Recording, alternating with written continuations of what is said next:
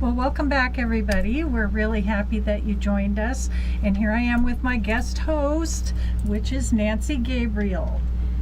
We are in our last guest for our second hour. We are so thrilled that we've been able to do this, and I'm telling you, it's the fastest 2 hours I have ever seen in my life. Crazy fast. So I want to introduce Brian Williams.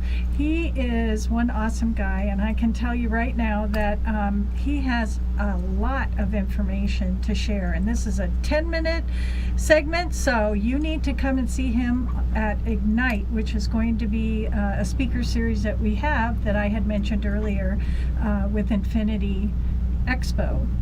So please make sure that you check the website and we'll give you some more information. But right now I'd like to introduce Brian Williams. Well, thanks for having me this evening. We're excited to have you here. I'm excited to be here. So now tell me, how did all this start with your 5-star? Well, for me it started 23 years ago when I got into digital marketing, but 5-star specifically came about because our clients were struggling with getting their satisfied customers to leave online reviews for their business. Mm-hmm. And we know how important reviews are for businesses. You know, we've all used them, right? Most people read them, at least, Yeah. and some people leave them. What we found is that the some people that leave them oftentimes are the few that are not as happy as you would like to be leaving online reviews, and the ones that are satisfied are not necessarily feeling motivated to leave feedback. They're like dissatisfied. So we developed a turnkey solution for business owners that works so that they can get their satisfied customers to also leave reviews in a legitimate, organic, legal manner. Legal is important. Right? That works, and that's been and so the catalyst came from a need, just out of a need for being able to offer a solution like that. Are these reviews everywhere? Yelp, Google, Facebook, Yeah, wherever? good question. So the big three, as I call it, are Yelp, Google, and Facebook. That said, most businesses have their own industry important review directory. So, for example, in the medical field, you've got places like Healthgrades and ZocDoc. In the real estate field, you have Zillow.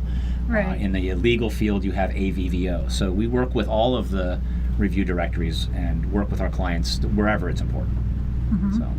And that's big. I mean, because they don't even have a clue how they could get their stuff out there. So they obviously they're making the right choice by having you do all that work. Yeah, and we do it all. So, you know, and after running thousands of campaigns to generate reviews from our clients, customers, patients, members, etc., we've learned a lot about how to do that and how to do it efficiently and make it comfortable for their customers as well, because they're reaching out making a request. You know, what we found really is that it's a personal request to help another person out by leaving a good some feedback about their experience, and then the other thing that happens is we also collect information where maybe they need to make some improvements in their business, and so and all that's kept within our proprietary private system so that they don't wake up the next morning seeing that stuff showing up on Yelp or Facebook. And everybody looks at reviews now for everything. Brian, what's your opinion about a negative review? Is it always all bad? Well, look, from the business owner's perspective, it's bad. They don't want to see anything negative being presented. But there's a way to fix it. Of course. So there's an appropriate way, in our opinion, on how to handle that, and a very inappropriate way. Most business owners are handling it inappropriately, and they get defensive and they start trying to like defend what happened and things like that because they're emotional about it. Exactly. And that would be something we would not advise a business owner to do. We would advise a business owner to just get out in front of it and show not just the reviewer, but the people reading the review a response that's making themselves available, like saying, hey, we're sorry we didn't achieve success, or we didn't deliver a 5-star experience for you this time.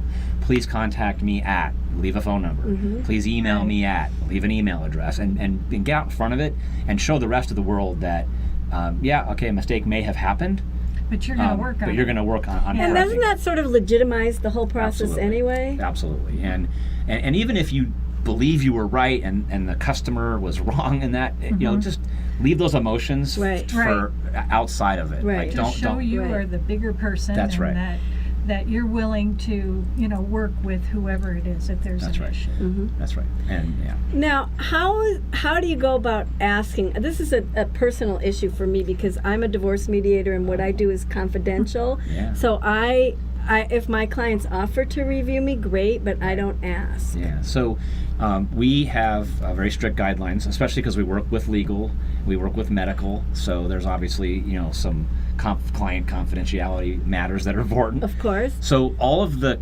requests come from our clients, not from us. So it's not, and the reviews are not made public unless the client makes it public. So like feedback is first collected privately. So it's between you and your client in this example. And if the client who you worked with decides to post it onto their Yelp account or onto their Facebook account, then that's entirely up to them. Sure, that's their choice. That's their Right. choice. And But so, can they post a review anonymously?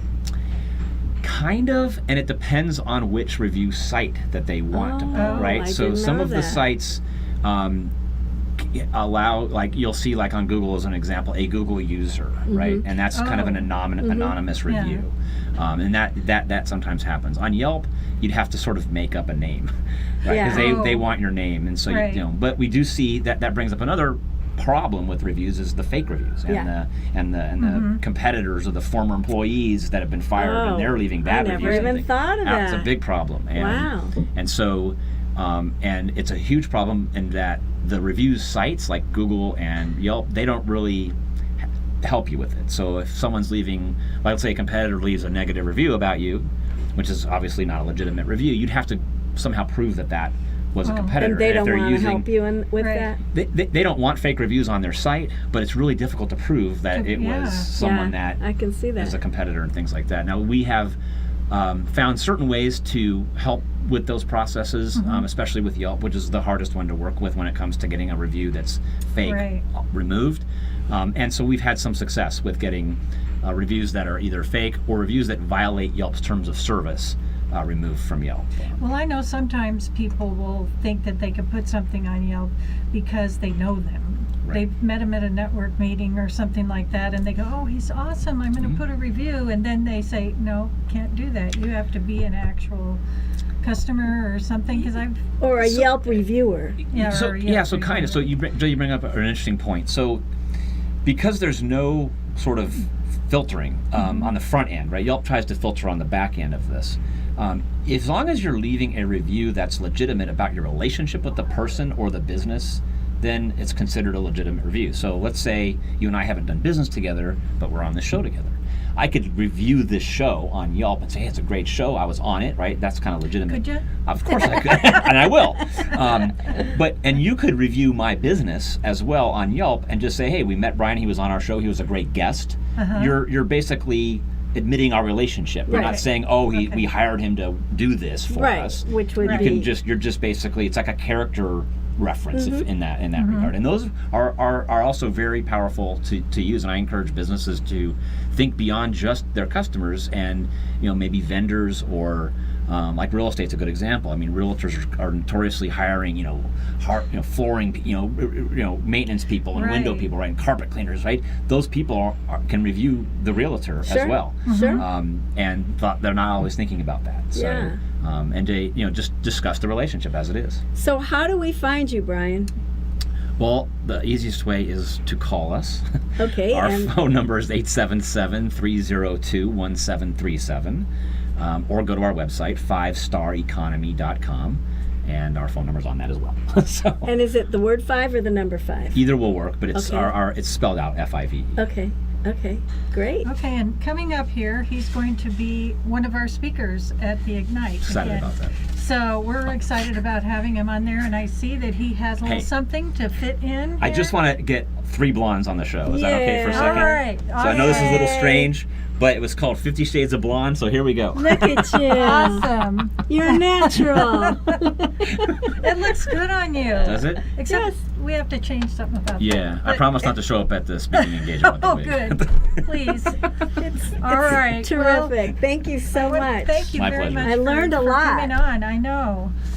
Yes, and Brian is just an awesome guy, and he is one heck of a networker. So if you see him out there, I assume are you going to Largest Mixer tomorrow? I am, yeah, So you might run into him. maybe.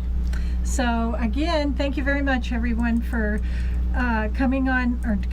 for watching the show and joining us for our first 2 hours. And thank you for having me. It was I wonderful. had a blast. She's a fabulous co-host, I can tell you that. You're Missy, sweet. it's okay.